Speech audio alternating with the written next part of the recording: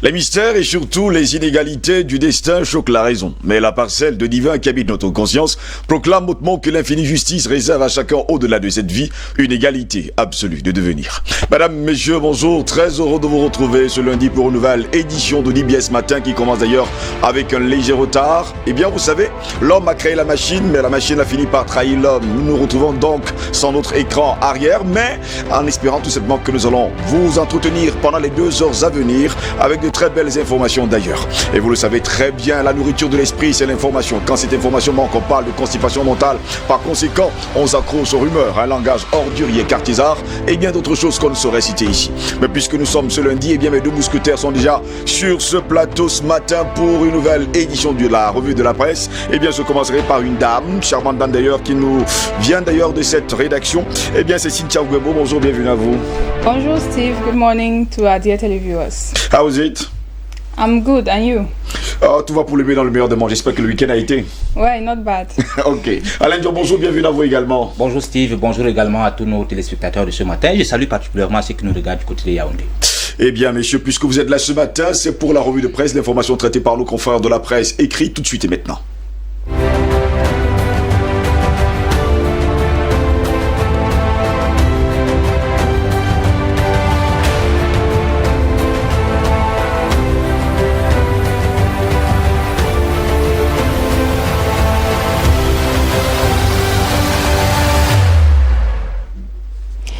Good morning once more, dear televiewers, and thank you for joining us. Today is Monday, the 20th of July 2020, and this is what newspapers in and out of Cameroon have to say.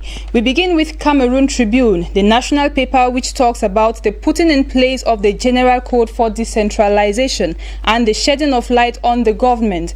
It details about Minister George Elanga Obam's comeback with the impact of coronavirus on the application of decentralization plan. It also titles on tomato production, saying the government unveils revamping plan after the sector has suffered serious setbacks due to the traveling effect of COVID-19. Page 9 of this newspaper has details of this. Lastly, Cameroon Tribune talks of the Baccalaureate of General Education as it adds that almost 120,000 candidates are to take part as the exams begin today across the national territory. The Post newspaper is next, telling us about a face-to-face with Monseigneur Emmanuel Bouchou. It adds that the bishop dissects CUIB international wrangling, Anglophone marginalization and BIA reconstruction plan. See more about it on pages 6 and 7.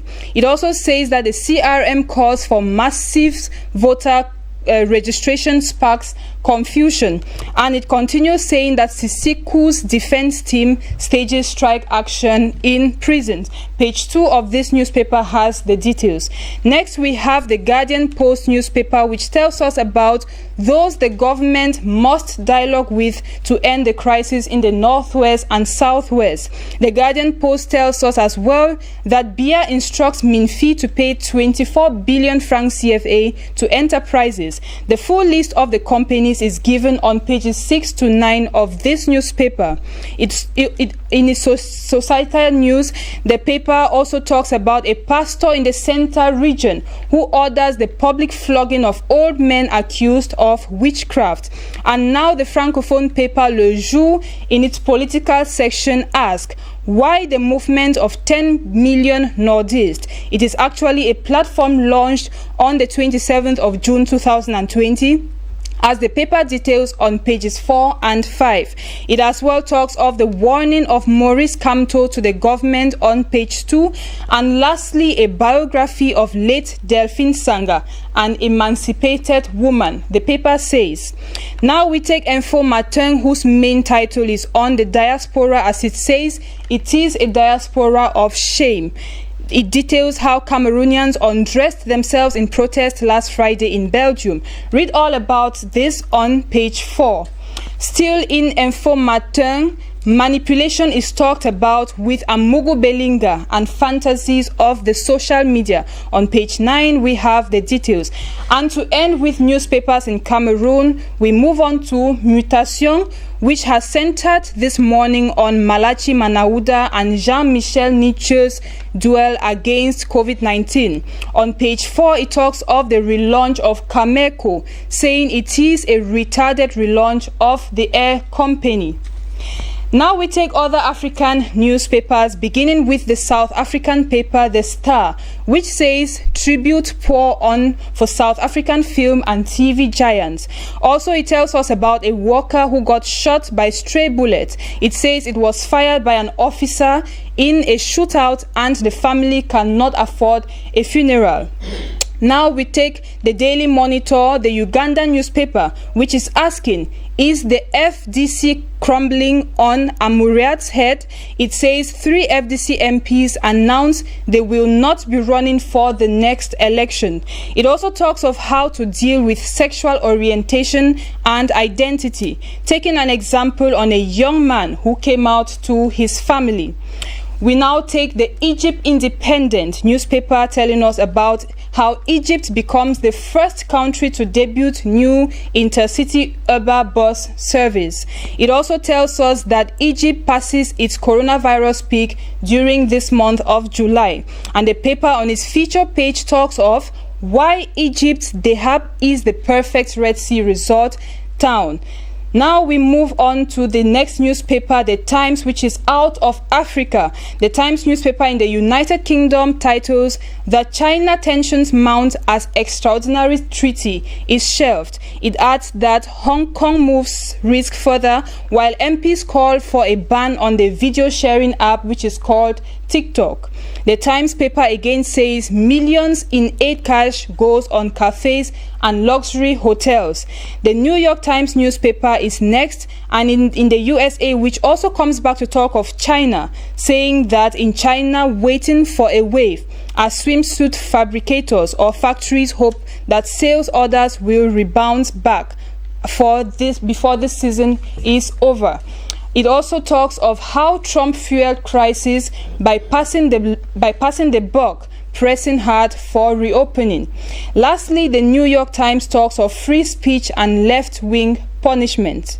Still in the United States, the Wall Street Journal says across the U.S., Lewis is honored for civil rights leadership as we see how his family members of John Lewis pay tribute to him. The paper equally says businesses are gearing up for a longer road to a rebound. And lastly, it says investors are drawn by market movers. We end it here today, this morning, with the Times of India, which says BCCI, which is the Board of Control for Cricket in India, eyes the Indian Premier League for September 26 to November the 8th, but broadcaster of the IPL is unhappy. It also titles that India-US warships are to conduct exercise in strong strategic signals to China amidst border confrontations. And we end it here this morning for what the newspapers had to tell us. Thank you for your attention, Steve. That was what the newspapers had this morning.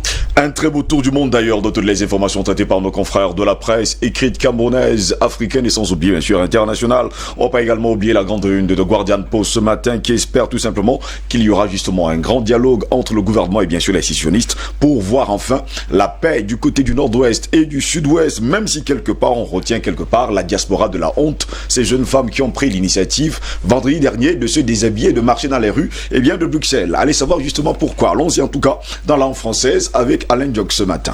Commençons par le canal gouvernemental Cameroun Tribune qui s'intéresse justement à la mise en œuvre du Code général de la décentralisation et les éclairages du gouvernement, 6 mois seulement après la promulgation de la loi du 24 décembre 2019 portant Code général des collectivités territoriales décentralisées. Le ministre de la décentralisation et du développement local, Georges Olanga Obam, revient sur l'impact de la pandémie du coronavirus sur son application et rappelle justement les préalables pour l'exploitation par les communes des ressources minières locales.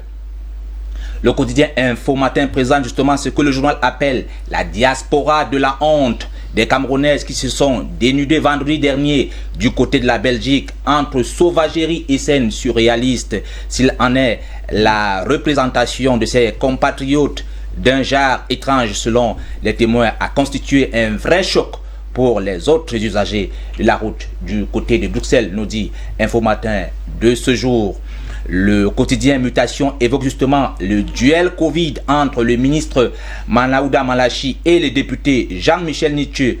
En effet, les députés STF estiment que la gestion de la pandémie du coronavirus est marquée par des surfacturations, des collusions et justement les conflits d'intérêts. Vendredi dernier, le ministre de la Santé publique a tenu donc à lui répondre point par point, nous dit justement le quotidien Mutation d'Alain Boyomo de ce matin. En politique, le journal Le Jour se pose la question, le mouvement de 10 millions de nordistes, pourquoi faire?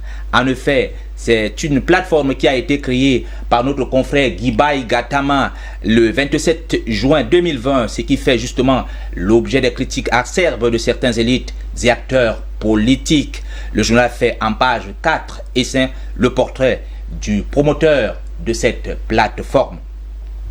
Le hebdomadaire La Météo se demande aussi si c'est le temps du remaniement ministériel. En tout cas, selon le journal, la semaine dernière, justement, le chef de l'État et son premier ministre se sont longuement penchés sur les dossiers top secret, nous dit le journal. En tout cas, le journal évoque des grandes secousses qui sont en vue. Dans ce dossier top secret, il y a justement la réouverture des frontières sous conditions, indique le quotidien de l'économie, avec justement les préalables qui étaient à l'ordre du jour de la réunion du comité interministériel sur l'évaluation de la mise en œuvre de la stratégie gouvernementale contre la crise sanitaire. Faillite des services sociaux de base, l'état de service, c'est le titre qui barre la une du journal. Et Singan, le journal du Verbe immortel, évoque justement la facture onéreuse de l'eau, l'électricité, la téléphonie mobile, les soins de santé, etc. imposés aux citoyens, qui contrastent justement avec la mauvaise qualité de service et une offre aussi insuffisante que douteuse, accentuant justement un mal-vivre généralisé au sein de la population, source de ressentiment contre le régime du président Paul Biya. Des Camerounais font donc entendre leur désespoir. Cameroun, Bir, l'armée c'est moi, titre intégration. Le journal de Thierry Ndon dit qu'à travers une campagne médiatique orchestrée depuis une quinzaine de jours, le Bir revendique justement des victoires du pays contre Boko Haram dans l'extrême nord et les séparatistes dans le Nozo. Aucune allusion à l'armée régulière, silence radio sur les dépenses somptuaires et l'évasion fiscale des mercenaires israéliens, nous dit le journal. Le magazine Défi Actuel parle de 23,982 milliards de francs CFA de chiffre d'affaires obtenus en 6 mois par la régie du terminal à conteneurs de Douala. En effet, selon le magazine de François Bambou, la régie déléguée qui gère donc le terminal à conteneurs du port de Douala-Bonabéry depuis le 1er janvier 2020 vient donc de boucler son premier semestre d'activité sur une note de satisfaction. Direction le Gabon avec le journal L'Union qui barre à son pied de une le grand défi après justement 4 mois de pause forcée. Quelques 40 000 élèves des classes de terminale reprennent ce lundi le chemin des cours du côté du Gabon. L'objectif est d'être prêt pour le baccalauréat à partir du 20 août prochain. En tout cas, un authentique défi de pédagogie, nous dit le journal. Au Congo, les dépêches de Brazzaville indiquent que Roger Christian Okeba est condamné à 5 ans d'emprisonnement ferme. L'ancien maire de Brazzaville et ses présumés complices a donc connu son épilogue ce samedi par la condamnation à 5 ans de prison ferme et le paiement d'une amende de 200 millions de francs CFA pour le principal accusé. Son épouse, quant à elle, écope de 3 ans de prison avec sursis, tandis que les autres co-accusés ont été acquittés par le tribunal de grande instance du côté de Brazzaville. En RD Congo, le courrier de Kinshasa évoque les nouvelles mises en place au sein du FARD. En effet, le chef de l'État, Félix Antoine Tshisekedi, a signé une série d'ordonnances consacrant de nouvelles nominations justement de hauts officiers au sein de l'armée nationale. L'inspection générale est désormais dirigée par le général Fall Sikabou. En France, le journal Le Monde parlait justement de l'organisation périlleuse de la rentrée aux universités. Conséquence de la crise sanitaire, le taux record de réussite au bac est de 95,7% qui provoque justement un afflux historique des bacheliers vers l'enseignement supérieur. Terminons par le quotidien sportif, l'équipe qui titre Quartar Hero en présentant justement Quartararo qui a donc remporté son premier Grand Prix d'Espagne moto à 21 ans, ce qui n'était plus arrivé à un Français depuis 1999 dans la catégorie Rennes. En tout cas, le journal présente l'avènement d'un prodige. On espère que ce sera un prodige. Parce que parfois, il faut bien faire les commentaires du côté de la France. Depuis 1999, ils n'ont pas eu de champion. En 2020, ils ont eu des champions. Ils vont dire, oh, c'est vrai, on a déjà quelqu'un en ligne de mire. Et pendant ce temps, ce lundi, alors que c'est la rentrée pour les terminales du côté du Gabon, au Cameroun, oui. Ils sont 120 000 candidats qui affrontent justement les épreuves du baccalauréat ce matin. Dès ce matin, c'est à partir de ce matin. Yeah. Demain mardi. Dès demain mardi. 120 000 candidats. Oui. Pendant ce temps, c'est la rentrée du côté du Gabon. Et c'est le cas, en tout cas, du côté de la France, où il y a 87,5% des bacheliers qui vont justement affronter l'enseignement supérieur. En tout cas, c'est très compliqué. Vous savez que nous sommes à l'heure de la pandémie du Covid-19 et donc chaque pays essaye de faire autant qu'il peut. Cynthia Ngomo, eh bien, la diaspora de la honte, c'est ce que titre d'ailleurs Info Matin ce lundi. Eh bien, des Camerounaises se sont dénudées vendredi en Belgique.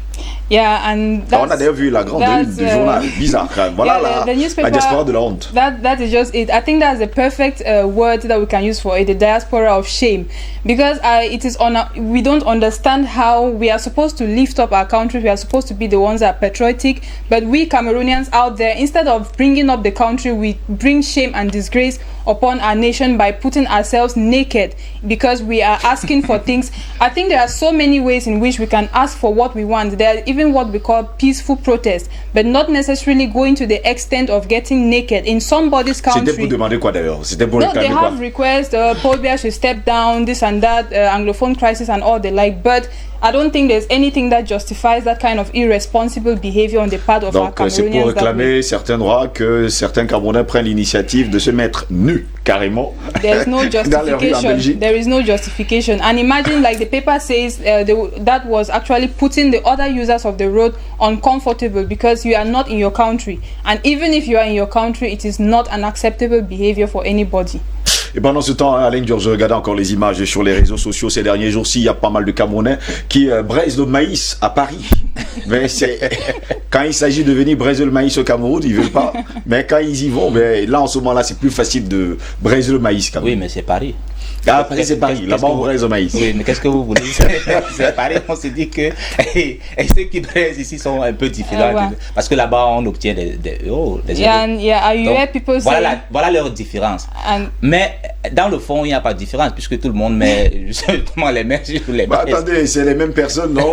Et c'est en fait, on peut les mêmes foyers de feu qu'on utilise. On peut en rire. Oui. Mais il faut comprendre que c'est dans l'imaginaire des Camerounais. Vous savez, je dis toujours que les gens se comportent toujours comme ils étaient des Européens embryonnaires. C'est-à-dire, ils se voient beaucoup plus à la peau des Européens qu'à la peau des Africains. Donc, ils se sentent beaucoup plus. Quand il est en Europe et puis il braise le poisson, ça ne lui pose aucun problème. Par contre, s'il est au pays, il trouve que c'est pour ceux qui n'ont rien à faire. Il est diminué en fait. Et pour ceux qui n'ont rien à faire. Alors que, normalement, ceux qui braisent le poisson, on devait les appeler les spécialistes du poisson braisé. Vous savez pourquoi? Parce qu'ils sont opérationnels, c'est-à-dire que ils sont opérationnels, je vais dire, ils sont opérationnels sur le terrain. C'est-à-dire ils résolvent un problème, ils résolvent un problème ponctuel là. Ce sont des spécialistes, on devait les appeler comme ça. Mais pour être spécialiste du poisson braisé, on n'a pas besoin d'avoir le CB. Vous voyez?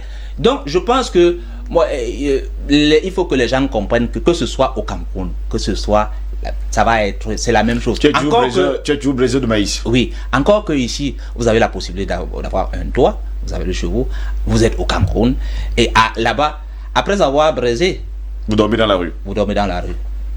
Ah, c'est ça qui est un peu compliqué. Messieurs, je vous dis merci d'avoir été là ce matin. Le temps nous est imparti. L'occasion pour nous de recevoir justement Hervé Moukouri dans sa chronique. Je vous souhaite passer une bonne journée. Et surtout, passer un bon début de semaine. En espérant que, bien sûr, la semaine sera bonne. Tout de suite et maintenant, voici la chronique de Hervé Moukouri.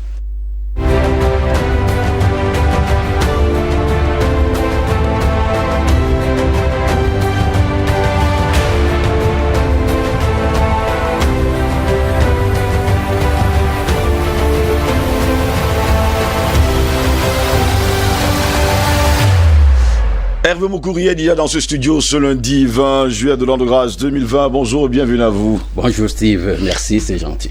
Un bon début de semaine à vous également. Merci. Alors que les journaux, il faut dire d'ailleurs, faut le dire, titré ce matin sur cette diaspora de la honte dans la chronique de ce lundi, vous revenez sur les manifestations de Bruxelles de vendredi dernier. Je vous vois déjà sourire. Le vendredi 17 juillet dernier, de nombreux Camerounais se sont réunis devant le siège de l'Union européenne à Bruxelles en Belgique. Ces Camerounais, environ 450, combattants pour certains, activistes pour d'autres, ou combattants activistes entendaient profiter du sommet européen des chefs d'État de gouvernement et de gouvernement de l'Union européenne pour faire entendre leur voix au sujet de la guerre dans les régions du Nord-Ouest et du Sud-Ouest, exiger également la libération de toutes les personnes détenues dans le cadre de la crise anglophone.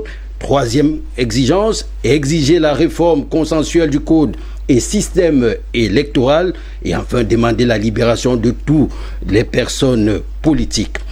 Des réclamations, reconnaissons-le, qui sont vraiment fondées pour la plupart. Bien avant cette manifestation, il faut le rappeler, une délégation de ces combattants et activistes avait été reçue par la présidente de la Commission des droits humains du Parlement européen.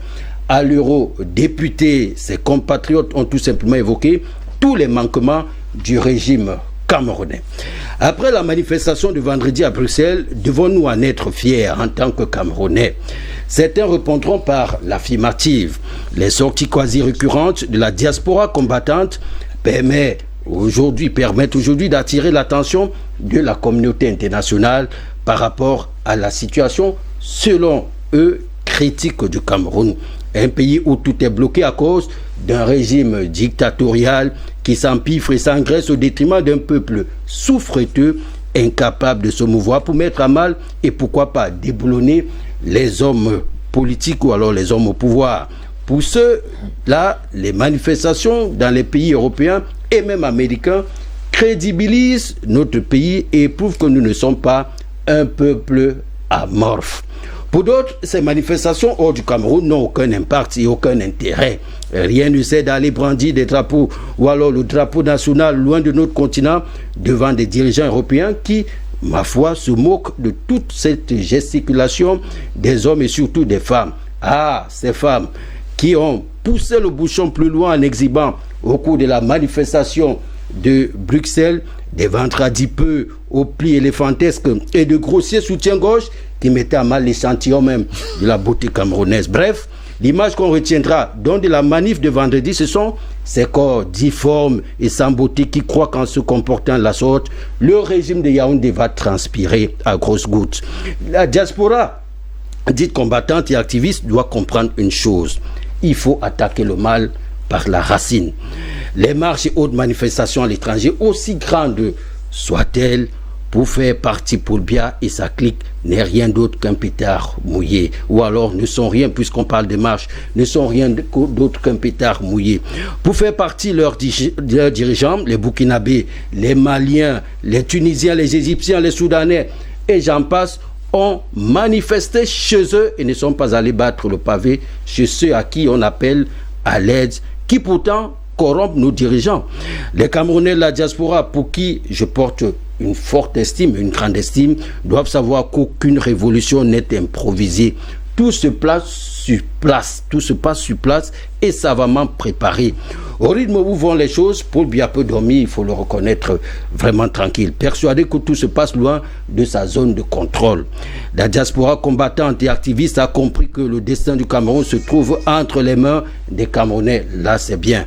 Il est question de faire corps pour mettre un terme à 38 ans de règne. Là également, c'est bien. Mais, comprenons-nous, pour bien atteindre l'objectif, et l'objectif n'est pas ici d'installer ou alors de mettre en lieu et place de Paul Biya un candidat de leur choix, du choix de la diaspora, mais pour permettre à ce peuple qui est une foule, qui ne sait pas encore faire foule, de choisir librement ses dirigeants. Si manifester à Bruxelles pour faire partie Paul Biya et forcer, voire imposer Kamto, Cabral Libi ou alors Fundi, ce n'est pas différent de la dictature. Le peuple n'aura pas choisi celui-là, quoi qu'il pompeusement soit étiqueté président élu. Il faut pour cela que les manifestations de la diaspora soient justes, fondées et objectives. Pour le moment, on crie à Adja, Paul Biya doit partir. Mais cette volonté ne doit pas être une sorte de leitmotiv de façade pour omnubiler un peuple qui aspire au changement. Heureusement, le peuple, lui, l'a compris. Il n'est pas dupe. Il a compris qu'à regarder de très près, les manifestants de Paris, Bruxelles, Genève, New York dépoussièrent une place pour installer un individu derrière lequel se cache pas mal d'intérêts. C'est une forme de dictature. Au-delà de cela, la plupart tirent les marrons du feu, il faut quand même le reconnaître, ou pour le changement, pour les actions égoïstes. Justement, pour des actions égoïstes, en tout cas, il marche. On ne sait pas pour qui il marche. Pour l'instant, on donne encore des raisons, mais pour qui il marche nu. Et c'est la grande interrogation. C'est là où règne tout le flou, parce qu'on dit, oui, d'accord, il faut un retour à la paix dans les régions du nord-ouest et du sud-ouest. Il ne faut pas le gré à gré. Bon, là, on a un peu oublié parce que c'est... Voilà. Il y a également... Est-ce que le gouvernement, quand on a besoin de gré à gré, puisque la Constitution est là? Voilà, il faut d'autre part libérer les hommes politiques, les hommes de la crise. Il y a quand même certaines revendications qui ont leur place, mais il y a quand même beaucoup de choses qui se cachent derrière toutes ces manifestations. Justement, c'est ce qui se cache derrière. Anguille sous roche. Anguille sous roche. Pendant ce temps, il y a certaines personnes qui tirent les marrons du feu. Bien sûr, puisque la preuve en est qu'au sein même de ces manifestants, activistes, combattants et autres, il y a, n'est-ce pas, des scissions. Ça veut déjà dire qu'il ne peut pas avoir la fumée sans feu. Sans feu, voilà. C'est pas possible. Et pendant ce temps-là, je me pose toujours la véritable question. Et c'est ça qui pousse les gens, des femmes, à marcher toutes nues. Moi, je crois qu'elles ont... Bon, vous savez, sur les réseaux sociaux, ça peut créer... Je suis contre quand même. Si c'est notre culture de souvent manifester la colère, on soulève le cabot. Bon, ça peut se passer ici, on va comprendre ça, mais nous sommes ailleurs. Et ailleurs, on n'est pas obligé... Vous avez parlé de soutien-gorge grotesque? Non, je n'ai pas... Bon, ça s'est passé. Merci beaucoup, d'avoir été là ce matin pour cette chronique. Je vous souhaite de passer une belle semaine. D'ailleurs, bon début de semaine à vous. Merci, à mercredi. Beaucoup de bonnes choses. Mes invités sont là ce matin et le thème pour vous, mesdames, messieurs qui êtes à la maison, qui nous suivez. Plan d'urgence régional 2015-2017. 5 ans après, quel bilan? Disons d'abord bonjour justement à nos invités. Docteur Yam, bonjour et bienvenue à vous. Bonjour Monsieur Ngoss, merci de m'avoir invité encore une fois. Très heureux de vous avoir sur notre plateau ce matin. Bon début de semaine à vous. À ma gauche, docteur Eddy Momongori, bonjour et bienvenue à vous. Bonjour, bonjour. Je rappelle que vous êtes enseignant à l'université de Douala et que vous êtes également auteur de plusieurs livres, dont j'ai un d'ailleurs sur ce plateau, l'Afrique, futur géant de l'économie mondiale. Futur géant de l'économie mondiale, l'Afrique. Vous en parlez d'ailleurs dans ce livre. On ne va pas également oublier de mentionner l'émergence d'un dragon africain d'envergure régionale. Vous parlez bien sûr du Cameroun, avec bien sûr Cameroun 2035. Et sans oublier la brève histoire de l'économie camerounaise 1945-2020. Nous en parlerons dans un instant. Bonjour Albert Anatolaïs et bienvenue à vous. Bonjour Steve, je salue les docteurs qui sont sur le plateau, qui sont mes co-panélistes. Je salue tous les téléspectateurs de DBS Matin, notamment tous les fan clubs qui nous regardent dans le cadre, n'est-ce pas, de cette tribune.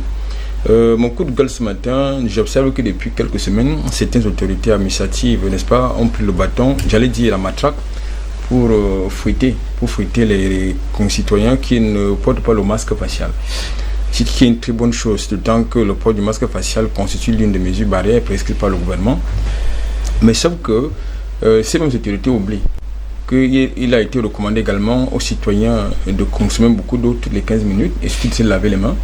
La question est donc de savoir, est-ce qu'on a occulté le lavage de mains sur le temps que depuis pratiquement un mois, le robinet qui est chez moi, qui est installé chez moi, me renvoie de l'air Mais sauf que le seul contrat que le prestataire, du moins le concessionnaire de ce contrat, respecte de manière assidue, c'est de m'envoyer tous les mois, n'est-ce pas, des factures salées. Des factures, justement, ça, on en parle encore ce lundi, hein. Les factures, ça y est, les surfacturations. On espère tout simplement que les choses vont changer. Et on va également oublier que Patient Parfait d'homme, lui également, est là ce matin, il vient d'arriver. Mais bon, on va lui dire bonjour avant de passer, justement. On va pas passer comme ça. Patient Parfait d'homme, bonjour, hein, le temps que vous vous asseyez. Bonjour et bienvenue à vous. Bonjour Steve, bonjour à mes amis du panel. Le docteur Eddy Monki. Le docteur Eddy Monki, mon ami, le docteur Eddy Monki est là, c'est une très bonne chose. Bonjour à Anatole ici.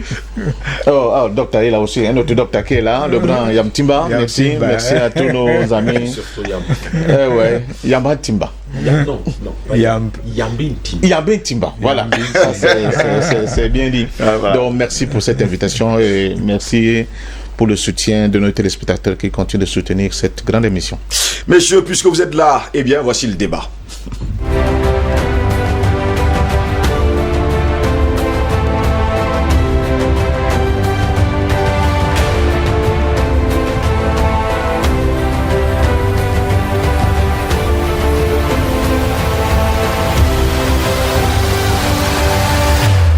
Plan d'urgence triennal 2015-2017, 5 ans après, quel bilan? C'est notre thématique de ce matin, surtout notre grande interrogation. Eh bien, en 2015, et dans un délai de 3 ans et pas plus, les ministres ont reçu instruction pour 1. Construire 800 logements sociaux dans les chefs-lieux de région, à l'exception de Douala et de Yaoundé. 2. Construire et équiper des hôpitaux de référence dans les 8 chefs-lieux de région, excepté Yaoundé et Douala. Créer des acropoles et d'aménager 120 000 hectares de périmètre hydro-agricole. 4. Construire le barrage de Mbini à Warak. 5. Doter chaque région de 100 forages. C'est en fait 497 projets à livrer avant janvier 2018 pour un financement de 925 milliards de francs CFA. Le président de la République, Paul Barthélémy Biya, avait dit à ses ministres, je cite, « Vous devez garder à l'esprit que les crédits qui nous ont été consentis devront être remboursés et que la rentabilité des projets dont vous aurez la charge en représente la contrepartie. » Fin de citation. Le 19 décembre 2014, il signe un décret portant création, organisation et fonctionnement du comité de suivi de la mise en œuvre du plan placé sous l'autorité du premier ministre chef du gouvernement, Yan Philémon à l'époque. En 2015, déjà, 565 milliards de francs CFA, précision faite, 565 milliards 528 millions 112 504 francs CFA sont versés entre autres. La Standard Chartered Bank, verse une partie des 300 milliards de francs CFA. La BGFI Bank Cameroun, 100 milliards. La Banque Atlantique, 190 milliards. Ecobank, 3 milliards de francs CFA. 5 ans plus tard, qu'est-ce qu'il en est, messieurs, de ces projets? Et je souligne d'ailleurs qu'il y a eu plusieurs projets seulement dans les 8 régions du pays, à l'exception de Douala et surtout de Yaoundé, Dr Yamb. Je vais commencer par quelque chose qui ne va pas plaire du tout. Allez-y. C'était tout sauf un plan d'urgence. C'est pas comme ça qu'on fait un plan d'urgence. Je pense que c'était une idée magnifique, une idée merveilleuse, à un moment où le Cameroun sortait des turpitudes, des turbulences de 2008, 2010, de l'élection de 2011.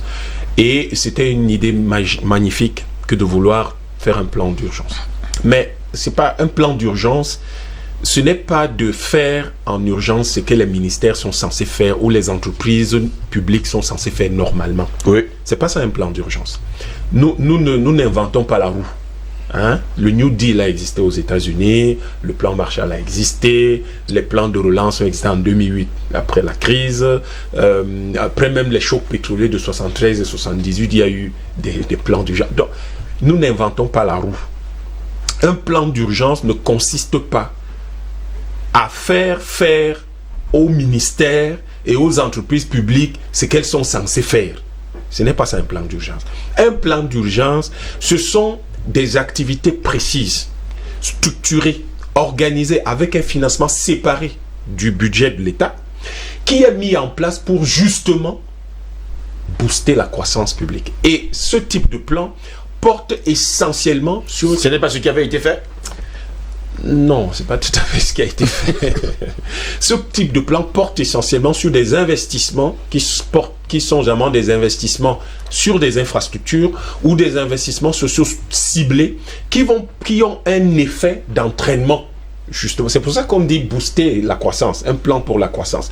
C'est-à-dire, ça doit avoir un effet d'entraînement sur l'économie tout entière. Quand vous prenez, par exemple, dans le cadre de la crise de 1929 aux États-Unis, on décide de construire le grand barrage Hoover, qui va donc permettre d'industrialiser la côte ouest américaine. Et ce barrage-là, 70 ans après, le béton qu'on avait mis n'était même pas encore totalement solidifié. C'est pour dire qu'on est sur des types d'infrastructures qui sont lourdes et qui ont un effet d'entraînement durable sur l'économie. J'ai vu les éléments de ce plan où on avait des pépites, des pépites du genre, on va mettre en place un bureau de gestion et maturation des projets. Mais vous avez 1000 chargés d'études dans les ministères. Vous avez 1000 conseillers techniques dans ce pays. Ils font quoi? Leur boulot, c'est quoi? C'est leur travail de faire ça. Vous n'allez pas prendre... Et là, ce bureau-là coûtait 500 millions. Donc, vous n'allez prendre 500 millions pour faire ce genre de choses. J'ai vu des pépites du genre, il faut faire des décrets d'application. On vous dit que ça va coûter 100 millions.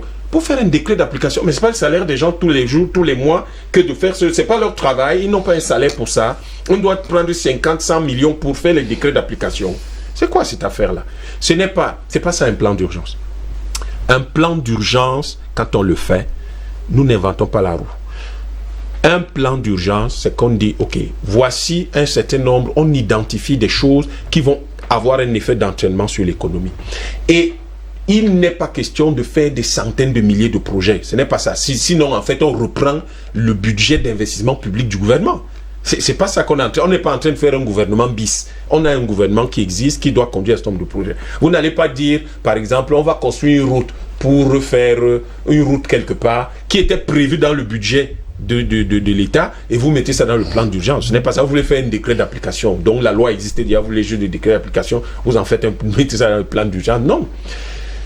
Le comité même qui a été créé, c'était pas la bonne chose à faire. Quand on fait un plan d'urgence, on crée ce qu'on appelle un bureau de projet. Vous créez un PMO, Project Management Office, qui ne va faire que ça. Qui ne peut pas être en train de rendre compte au gouvernement. Non, puisque le gouvernement a un travail à faire. Qui rend compte au président de la République. Qui est directement lié au président de la République. Parce que ça n'a rien à voir avec le travail normal du gouvernement. Parce que d'ailleurs, si vous prenez 90% de tous les projets qu'il y avait dans ce plan d'urgence, si l'autre gouvernement était efficace, performant, on n'aurait pas eu besoin de les mettre dans ce plan d'urgence parce que ça aurait dû être achevé depuis. Quand vous construisez 800 logements dans une ville comme Bafoussam, ça a quel effet d'entraînement sur l'économie de la région? C'est très petit. Puisque quand vous prenez le nombre de logements que les populations elles-mêmes construisent dans la ville de Bafoussam chaque année, ça dépasse 800. Donc vous ne pouvez pas dire que vous le faites en 3 ans et ça aura un effet d'entraînement sur... Ce n'est pas peut-être à Bertois, ça aura un effet d'entraînement. Mais quand vous prenez Bamenda, vous prenez Bouéa, vous prenez Bafoussam, vous prenez Garoua, 800 logements n'ont aucun effet d'entraînement sur l'économie. 800 logements 800 dans 8 logements. Régions. Dans 8 régions, ça dit que 100 logements. En fait, c'était 100 logements. Ça n'a pas d'effet d'entraînement. Ça n'a pas d'effet d'entraînement parce que vous prenez n'importe laquelle de ces villes-là, les populations elles construisent 10 à 20 fois ou même plus le nombre de logements chaque année. Donc ça n'a aucun effet d'entraînement spécifique sur l'économie locale. Le barrage de Mbini à Warak était probablement l'infrastructure la plus intéressante ou l'aménagement de 120 000 hectares de terres agricoles. Oui. Sauf qu'en 2019, nous avons encore importé près de 900 000 tonnes de riz.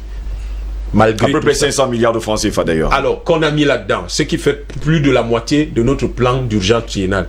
Je vous rappelle que si on mettait simplement 50 milliards dans les plaines de Sanzor, qui sont déjà aménagées à attendre seulement qu'on vienne repiquer du riz, 50 milliards, nous ferions 1 million de tonnes de riz là-bas. C'est-à-dire plus que tout ce que nous avons importé. En un an, nous ferions 1 million de tonnes de riz. Donc, c'est une question de choix stratégique. Il ne s'agit pas... Et nous aimons les mots qui plaisent. C'est joli. Plan d'urgence triennal, c'est très joli. Mais ce n'est pas ça le problème. Si aujourd'hui, vous demandez au gouvernement, les 9, puisque le président disait que ces projets sont basés sur la rentabilité. Oui. 497 projets. Les 925 milliards, aujourd'hui, on dit à rapporter combien? C'est la grande interrogation. Le gouvernement lui-même a du mal à vous dire exactement ce qui a été fait, ce qui n'a pas été fait, et ne peut pas vous dire aujourd'hui ce que ça a rapporté. Et l'argent qui a été mobilisé, est-ce qu'il a été effectivement investi? Est-ce que vous pensez que l'État doit s'endetter pour financer un décret d'application? Sincèrement. Pour financer le fait qu'on fasse un décret d'application, l'État du Cameroun doit aller s'endetter. À quoi servent tous ceux qui travaillent dans les ministères et dont le travail est de rédiger cela? Ils ont des salaires tous les mois. Est-ce que l'État du Cameroun a besoin d'aller s'endetter pour que des gens étudient des projets? À quoi sert le CARPA? À quoi sert le bureau de mise en œuvre des entreprises? À quoi servent les chargés d'études? À quoi servent les conseillers techniques? À quoi sert la SNI? À quoi servent toutes ces institutions-là pour que l'État dise je vais mettre 500 millions pour qu'il y ait des gens qui vont étudier simplement des projets? Mais il y a quand même quelque chose qui ne va pas. Pourquoi est-ce que l'État du Cameroun dit que dans le plan d'urgence, on va rembourser 50 milliards au terme de la TVA? C'est un truc d'urgence, ça? C'est pas le travail normal du ministère des Finances? Est-ce que c'est quelque chose d'urgent? Donc, il faut, je dis encore, et je vais peut-être, je sais pas, pour laisser aux autres de temps de parler. Je le répète, je l'ai déjà dit sur vos antennes, le problème des problèmes de fond de notre État, c'est qu'il est anachronique, il est mal organisé. Vous devez toujours, dans le cadre de notre État, distinguer les activités d'administration publique quotidienne des activités de gestion et de production des biens et services lucratifs. Et si vous vous mettez dans cette perspective, un plan d'urgence qui est censé être un plan qui va accélérer la croissance du pays ne peut pas porter sur les activités d'administration publique. Les activités d'administration publique doivent avoir des index de performance, des indices de performance qui sont tels que, par exemple, les choses comme les décrets d'application doivent être encadrés par une procédure administrative. C'est-à-dire que dès qu'une loi est promulguée, il faut un délai précis pour que le décret d'application soit soumis à la signature de qui de droit. Or, on n'a pas ce genre de choses. Et tout ce qui peut concerner la croissance économique, c'est-à-dire la production des biens et services, doit être mis de côté. Et c'est pour ça que nous devons nous endetter. Nous ne pouvons pas nous endetter pour des choses qui sont censées être de l'administration. Non, nous nous endettons pour des choses qui produisent de l'argent et nous pouvons rembourser. Et cela crée des fonds revolving plus tard qui permettent que de plus en plus l'État va avoir des fonds qui seront réinvestis progressivement, c'est-à-dire de manière permanente et reconstitués par les remboursements des activités qui auront été créées et qui auront atteint l'autofinancement. Merci beaucoup à Dr Yam Timba pour ces éclaircies, pour cette première prise de parole. Je vais me tourner vers Dr Edimo Mongori. Il ne faut pas également oublier qu'en 2015, docteur, il y a déjà 565 milliards qui avaient été levés, versés d'ailleurs pour ces 497 projets. Oui, il n'y a rien de nouveau là. Nous savons que d'une manière générale, il y a 25% du PIB qui sont là, convertis, qu'on tarde à convertir, enfin des crédits d'une valeur de près de 25% du PIB qui sont dormants, d'après ce qui ressort de la caisse autonome d'amortissement, donc des crédits qui ont été consentis, sur lesquels on paye déjà des crêtes, mais qui ne sont pas encore mobilisés. Ça indique que naturellement il y a un problème de coordination, de lisibilité et de cohérence administrative au niveau de ceux qui mènent ces projets. Naturellement, vous ne pouvez pas vous endetter et continuer à vous endetter alors qu'il y a de l'argent qui dort encore dans vos caisses. Voilà, donc moi je dis ceci, nous connaissons ce problème. Le problème, la consommation de nos administrations reste très élevée. Quelqu'un l'a évoqué, c'est un petit bas à peu près. En fait, l'effectivité des réalisations, les investissements productifs devraient être un peu plus importants, beaucoup plus importants que ce qui se fait aujourd'hui. Il y a des objectifs à atteindre. L'un des principaux objectifs serait naturellement de faire comme les autres. d'accroître. Naturellement, le taux d'investissement continue à l'accroître. Pour le moment, il est autour de 20% du PIB. Il faut le porter quand même à 25%, mais surtout savoir comment le gérer. Comment le gérer. Accroître également la consommation du budget d'investissement public, c'est extrêmement important. Oui. Malheureusement, ce n'est toujours pas atteint jusqu'ici. Le plan d'urgence, comme on l'appelle, en lui-même, à mon avis, n'est pas si mauvais. Sauf que ceux qui l'implémentent, à mon avis, ne le font pas, comme l'autre l'a déjà indiqué, de manière suffisamment efficace. Il y a des activités qui devraient être, à mon avis, déconnectées, confiées à des cabinets d'études. Ils peuvent faire tout cela. Privés, hein, oui. Qui peuvent mieux voir avec une certaine distance la nécessité de mettre en musique les politiques sectorielles, parce qu'en fait, souvent, c'est ça le problème. Hein. Quand on parle de problème de maturation des projets, c'est que, en fait, les politiques sectorielles jusqu'ici ne sont pas suffisamment mises en cohérence, oui. Ce qui fait que l'argent traîne quelque part parce qu'on n'a pas pensé tout. Et naturellement, il y a un problème de choix des investissements. Hein.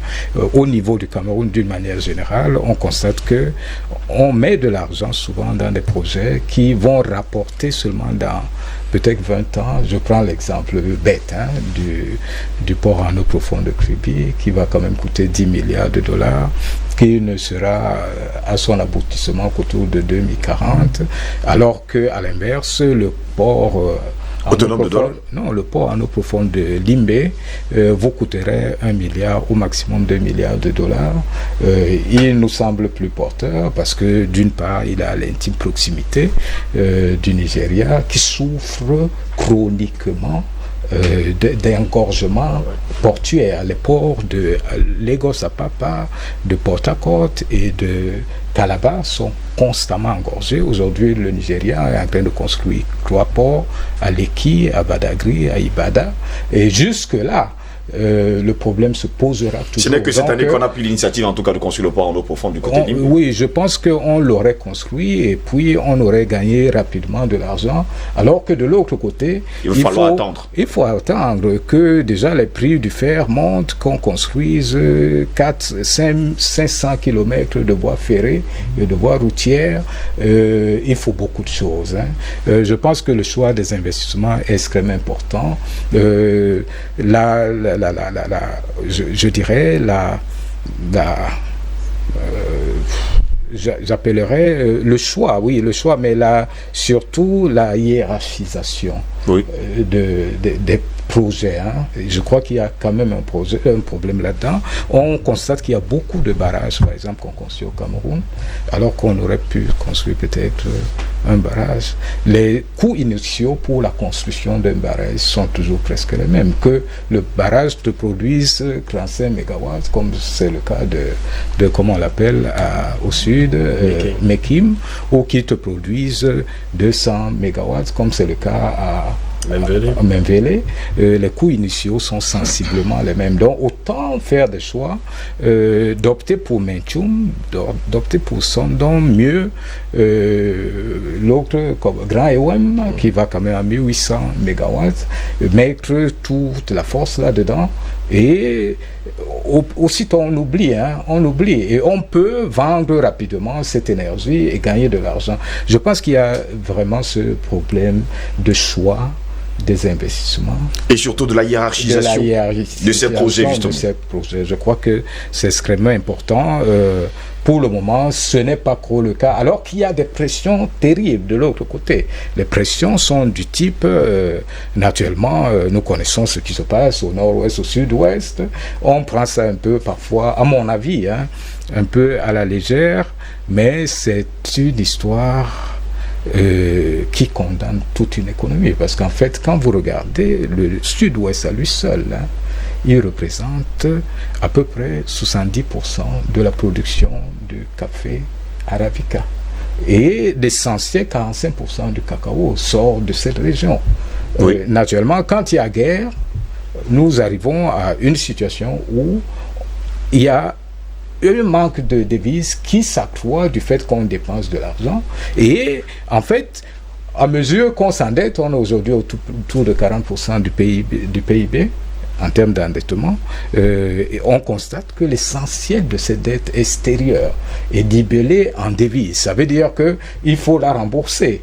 Il faut la rembourser très vite. Or, le cours du baril a du mal à se stabiliser. La production tarde à décrocher. Et maintenant, ceux qui doivent nous rapporter les devises, comme le cacao, le café. Naturellement, sont aujourd'hui aux arrêts. Donc, il va se poser rapidement le problème de taux de couverture des importations. Parce que la réserve en devises est en train de baisser. Aujourd'hui, on sait que le taux de couverture n'est pas si haut, c'est de 3 mois à peu près. Donc, moi, je dis, il y a des urgences à faire. Docteur Yam Timba parlait de Sancho, ce bassin de production formidable, tout naturel, qui est saisonnièrement inondable, qui est prédisposé à accueillir la production risicole. Je pense que ça, c'est des objectifs qui pourraient... on prend quand même 500 milliards de francs CFA, on investit dans l'importation du riz alors qu'on peut produire avec 1 milliard. On l'a déjà fait dans le passé, ça a juste raté autour des années 80, lorsqu'il y a eu des industrialisations du Cameroun. Je crois qu'on pourrait encore entrer dans cette trajectoire et permettre à l'économie de souffler un tout petit peu et de voir plus clair. Voilà. Albert Anatola, ici, vous êtes directeur de publication. Je poserai la question suivante. Entre 2015 et 2017, on parle bien sûr de ce plan d'urgence triennal. Est-ce que tout a été réalisé? Je voudrais pas revenir de manière fondamentale par rapport à ce qui a été dit. Mais il faut quand même indiquer que le président de la République, le chef de l'État, a la responsabilité, n'est-ce pas, de donner des pistes les grandes orientations de la politique économique, culturelle et sociale. Il appartient à son gouvernement de l'implémenter, de l'exécuter. Maintenant, entre les instructions de la haute hiérarchie, comme ils s'appellent là-bas, et l'implémentation sur le terrain, il y a un problème. Mais il y a plusieurs problèmes, pas seulement un point, il y a plusieurs problèmes. Mais le véritable problème de fond, c'est d'abord un problème de planification. Et ça que nous en avons à profession dans ce pays, les planificateurs, qui travaillent dans certains ministères sectoriels, mais finalement on ne sait pas quel est leur rôle. Parce que lorsque vous vous engagez dans des projets productifs, il faudrait impliquer les planificateurs, justement, d'abord par rapport au réalisme de ces projets. Parce que très souvent, on s'engage dans les projets qui ne sont pas suffisamment réalistes, qui ne sont pas, parce qu'on parle de la maturation des projets. Ça implique non seulement voir si c'est soutenable, si c'est bancable, et puis si c'est réaliste. Et puis si ça peut, et puis les orienter vers les bassins de production. En tout cas, tout à l'heure, il en parlait justement des projets qui sont économiquement porteurs. Parce que vous ne pouvez par exemple pas venir à Douala cultiver du riz, alors qu'à Douala, on a plus besoin par exemple de cultiver, comme nous sommes dans la Sandara maritime par exemple, du palmier à huile. Donc, sur le plan économique, c'est contre-productif. Maintenant, vous entrez dans les arcanes. Vous entrez dans les arcanes administratifs, ça veut dire quoi? Ça veut dire que vous avez d'abord les instruments juridiques qu'il faut mettre en place. Quand le président de la République a décidé de donner les orientations, il faut fixer le cadre juridique. Tout à l'heure, on parlait des décrets d'application qui coûtent des milliards, machin. Il faut donc d'abord les instruments juridiques. Il faut, après les instruments juridiques, il faut un cadre de consultation des organismes sectoriels. Et il faut mettre en place, justement, appeler le cadre de consultation des organismes sectoriels. Il faut identifier, éventuellement valider les projets, chercher les fonds quand ils ne sont pas disponibles, et quand bien ils sont disponibles, il faut voir justement, le docteur me disait que c'est le travail des fonctionnaires quand même, c'est leur boulot de le faire. Justement, puisque tout un mois, puisqu'ils sont prêts à la fin du mois. Mais là aussi, il y a un problème. On ne devrait pas confier des projets, j'ai dit des projets productifs aux fonctionnaires. Ça, il faut détacher les fonctionnaires des projets productifs. Nous avons des cuvées, des technocrates, des ingénieurs, qui dorment, qui chôment du côté polytechnique, qui sont des grandes écoles, qui peuvent faire ces travaux-là, qui sont à la recherche de l'emploi, qui ne sont pas utilisés. On ne doit pas impliquer les fonctionnaires. Nous savons que les fonctionnaires ont un problème avec l'argent public dans ce pays.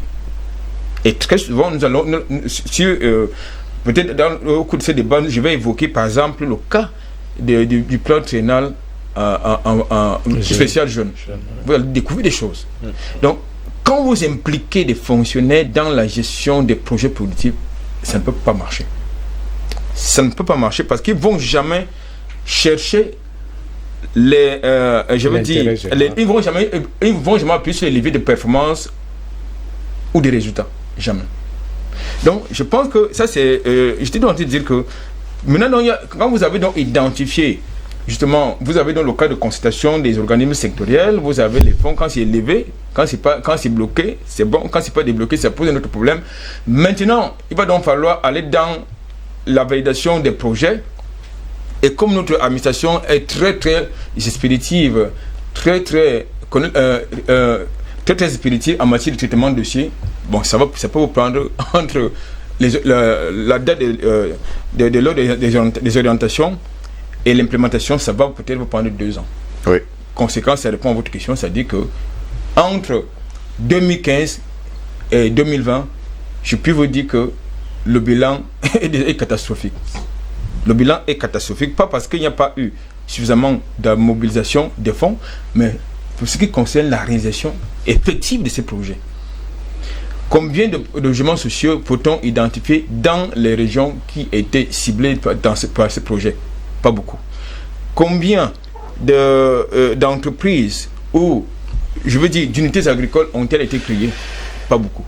Mais vous allez constater qu'il y a eu une surconsommation de ces crédits qui doivent être remboursés. Tout est fini. Et ça, c'est pourquoi ça va passer dans les réunions de concertation, dans les missions d'inspection, dans tout. Vous allez constater qu'on a déjà consommé le milliard rien que dans ce genre d'histoire, où les gens se retrouvent avec des pédiums colossaux. Donc je pense que, de mon point de vue, ce sont des projets qui doivent être confiés, justement, que l'a souhaité tout à l'heure, à la technocrate, c'est-à-dire à des cabinets indépendants sur la coordination du chef de l'État. Non pas seulement du chef de l'État, n'est-ce pas, peut-être d'un cabinet qui est localisé, qui peut être logé soit à la présidence, soit dans le service du Premier ministre, c'est-à-dire qui n'assure que la coordination administrative. Parce que si ça vient quand vous ne pouvez pas demander aux administratifs de parler de choses techniques. Non, c'est peut-être demander à la poule de vous parler du bœuf. Donc je crois que si nous devons faire le bilan, franchement, il est nul. Il est vraiment nul. Et en plus, quelle est la pertinence? Si la pertinence, n'est-ce pas, d'un tel programme est incontestable, est-ce que ça s'inscrit dans la prospective? C'est une question fondamentale. Justement, c'est une très belle question. Pourtant, je vais me tourner vers Patient Parfait. En 2015, je me répète encore sur ce sujet, il y a 565 milliards, 528 millions, 112 504 francs qui avaient été versés, entre autres, il faut le dire, par la Standard Chartered Bank, une partie de 300 milliards de francs CFA, par la Banque Atlantique, 190 milliards, par la BGFI Bank, 100 milliards, par EcoBank, 3 milliards de francs CFA. Et jusqu'à preuve de contraire, vous me dites qu'il y a eu 925 milliards qui avaient été prévus justement pour ce plan triennal d'urgence. Et vous me dites qu'il y a eu, en 2015 seulement, il faut le dire, 565 milliards de francs CFA qui avaient été débloqués. Mais vous me dites qu'il y a le projet de ces 3 années est nul. Je remercie beaucoup mes amis du panel qui m'ont précédé. Ils ont fait de très belles démonstrations, que ce soit Anatole, le docteur Edimo, mon ami. Mais il y a un truc, moi, qui, face à ces débats, souvent je m'accroche à vous pour dire l'histoire des chiffres au Cameroun, des statistiques au Cameroun. moi, je ne crois pas beaucoup, parce que rien n'est pris au sérieux. Mais surtout, on fait ces débats, on fait toutes ces démonstrations, en donnant l'impression que nous sommes dans un état normal. C'est là le hic, là le problème. On donne l'impression que nous sommes dans un état normal, c'est-à-dire un état, réellement un état, qui s'occupe, n'est-ce pas, des affaires de la cité, où des gens qui sont à ce poste de responsabilité ont pour souci majeur de tout faire pour régler les problèmes pour lesquels ils ont été nommés là. Or, c'est faux. Cet état n'est pas normal. Un petit rappel. Vous vous souvenez, de ce journaliste qui est lors d'une interview du chef de l'État, je crois que le premier, Eric Tchindje, qui pose la question de la corruption, qui est en train de gangréner complètement le corps des fonctionnaires camerounais. Et le chef de l'État qui répond sont les preuves. C'était un chèque en blanc qui délivrait au corps de la fonction publique en leur disant « libre à vous ». C'était un chèque en blanc. Et ce chèque en blanc a fini par devenir comme une culture. L'ADN s'est fortement renforcé dans tout le corps de la fonction publique. Le problème, vous parlez par exemple, il faut des cabinets extérieurs qui vont auditionner, qui vont surveiller. Même ça, vous croyez que ça va marcher? On a vu des experts comptables dans ce pays valider des comptes de certaines opérations qui étaient frauduleuses parce qu'eux-mêmes, ils avaient mangé dedans. Le problème de la corruption, qui est l'un des 4 piliers que je donne sur ce plateau, c'est ça qui annihile complètement toutes les volontés, bonnes ou mauvaises, qui peuvent être mises en place pour régler un certain nombre de situations. Sinon, comment expliquer aux gens? Il n'y a pas que Sancho. Il y a aussi Mdop. Il y a aussi Yagua. Il y a même dans la zone de l'extrême nord, j'ai visité moi-même de côté de Marois, d'autres espaces où la question de l'économie rizicole peut prospérer largement et régler en grande partie cette problématique de cette importation massive du riz avec des gens qu'on nous présente comme des hommes d'affaires en réalité qui ne sont que des bains. Donc c'est l'option. En combinaison, j'allais dire, en complicité avec les hauts fonctionnaires de notre État. Le docteur, il dit, moi, c'était nombreux de questions. Hein. Mais j'ai envie de lui dire, mais docteur, dis-moi, vous pensez sérieusement que dans le gouvernement, là, il n'y a pas des intelligences comme vous, comme Yamp, comme Anatole ici, suffisamment, pour penser exactement comme vous? Mais pourquoi ils ne pensent pas comme vous? Pourquoi? Vous pensez que vous êtes le seul à voir ces difficultés, ces problématiques, et eux pas? Ils les voient. Mais l'orientation, c'est-à-dire que la culture administrative du Cameroun est faite de telle manière que personne n'a la volonté dans le sens, justement, de l'amélioration des performances économiques de notre pays. Parce que s'il y a ce cadrage du point de vue de l'obligation de la performance d'ordre économique, nous allons voir l'effondrement de toute une culture, mais surtout de tous les comment je peux appeler ça, les avantages illégaux que nous constatons de la part du corps, des membres de ce corps-là. Or, ils ont besoin d'entretenir, n'est-ce pas, ces avantages-là pour continuer à pérenniser cette fonction publique qui est devenue en réalité, le principal facteur d'incapacité de notre pays à pouvoir décoller, économiquement parlant. La question du port de Limbe avait été débattue. Les experts ont démontré, c'est-à-dire que l'utilité, j'allais dire, le bien fondé de lancer d'abord un port en eau profonde de Kribi à Limbe avant d'enclencher Kribi plus tard, avec les éléments que Edim venait de donner la main. Posez-vous la question. Pourquoi finalement on a balayé tout ça d'un revers de main, on est quand même allé faire quelque chose à Kribi? Sachant qu'en face, on a la Guinée équatoriale qui a aussi 2 ports en eau profonde. Sachant que de notre côté là, nous avons le port en eau profonde de Pointe-Noire. Quelle est l'activité économique qui est dégagée dans cette sous-région qui peut se permettre le luxe d'avoir autant de ports en eau profonde? C'est quoi? Qu'est-ce qui est produit? On comptait sur le fer de Mbalama. Alors, Yam avait démontré ici, avec l'offre énergétique que nous avons, que ce projet était mort-né. C'était un éléphant blanc qu'on vendait aux gens. Oui. N'est-ce pas? Donc, je dis que c'est une question de volonté politique. C'est une question de culture politique. C'est une question et là j'indexe le chef de l'État, de sa capacité à pouvoir vraiment diriger le bateau en orientant, en donnant le cap. Parce que chaque année, vous avez vu, les gens qui ont géré tout ça là, qui a été sanctionné? Personne. Personne n'est sanctionné. Et demain, on va nous ressortir un autre projet avec des plans, etc., etc. Les mêmes qui ont échoué hier seront reconduits aux affaires. Les mêmes causes produisant les mêmes effets, ça va être rebelote. La même sanction. Alors, en oubliant, justement, et c'est là où c'est grave et intéressant. Souvent, on parle des questions de l'endettement de notre pays. Vous vous rendez compte? Vous lancez des opérations de prêt. On vous prête de l'argent. Et à partir du moment où cet argent entre vos mains, les intérêts commencent à être comptabilisés. Et vous bloquez, c'est-à-dire vous immobilisez cet argent qui a été emprunté pour un certain nombre d'opérations. Vous immobilisez ça parce que, comme on a vu, excuse-moi, là c'est, mais pour faire le lien, avant le pont de Voré là, vous avez vu le nombre de séminaires qu'il y a eu. Séminaire d'impact environnemental, séminaire de ceci et de ceci. Donc, d'accord avec Albert Anatola ici, mais ces personnes qui reçoivent des sommes mirobolantes. C'est un truc incroyable. À chaque séminaire. C'est un truc incroyable. Et ça ne fait que siphonner le petit budget qui a été siphonné. Quand je parle de port, parce que j'ai vu des années et des années, les mêmes séminaires avec les mêmes individus venus de faire les séminaires d'impact environnemental, de ceci et de cela. Et finalement, pourquoi on ait un pont qui est en fait qui domine l'ancien pont, alors que la proposition de le faire de côté, en amont du côté de Bounama Sadi, il était établi avec la jonction justement jusqu'au dans le Mungo pour éviter, n'est-ce pas, tout l'engorgement, n'est-ce pas, de l'emploi des dos. Mais les gens ont décidé autrement.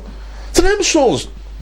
C'est la même chose. Aujourd'hui, on nous réveille encore avec le barrage de Nachigal, alors que le grand Ewem, comme il l'a dit, si on avait concentré tous les muscles pour réaliser le grand EWEM, on réglait, c'est-à-dire que tous les petites dépenses, sans compter l'impact environnemental, justement, dans ces zones-là. Parce que quand vous regardez, vous allez par exemple à Menvele, oui, vous voyez que cette affaire de ce barrage-là n'a pas que fait des gens heureux autour. Les populations locales qui sont là, elles crient au scandale. Personne n'en parle. Personne ne s'occupe d'eux.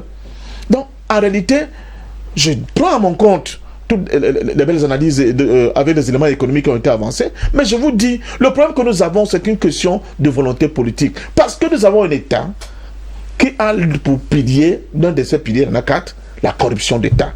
Et cette corruption d'État gangrène complètement tout le corps de l'État camerounais, au point où il finit par ne plus donner la possibilité aux excellentes idées qui peuvent émerger dans la tête de X, Y, selon ce l'État qui peut les valider, de prendre corps.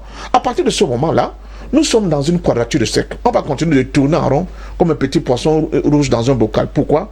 Parce qu'on ne va pas en réalité d'abord assainir l'État camerounais. On ne va pas d'abord prendre des mesures de nature à rendre cet État camerounais compétitif du point de vue économique. Parce qu'il n'est pas.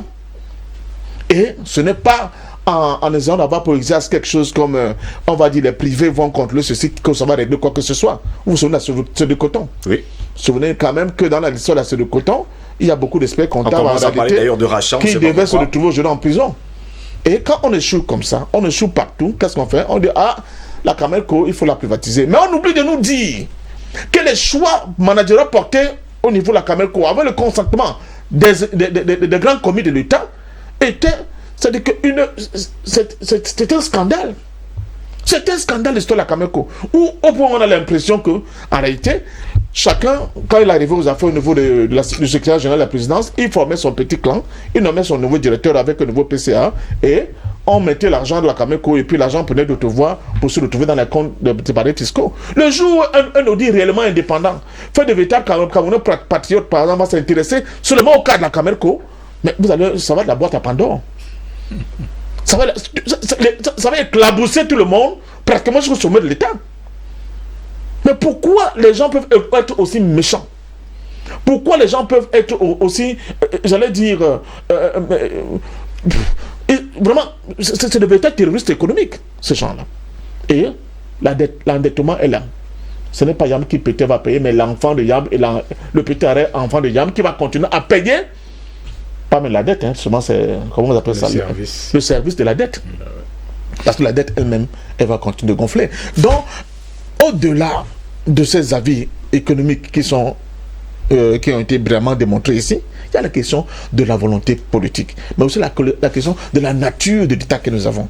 Ce n'est pas un État qui est au service du peuple. Ce n'est pas un État qui a pour souci majeur la compétitivité de ses institutions. Non, c'est un État qui, sur la base du fait que, bon, c'est un gâteau, chacun prend sa part, où les gens, quand ils sont assis derrière le bureau, ils réfléchissent pour savoir, dis donc, le plan triennal là, que j'ai l'État a mis là en place là, j'ai vu qu'il y a 100 millions qui concernent notre ministère. Comment je dois faire pour que là-dedans là, je mange ma part?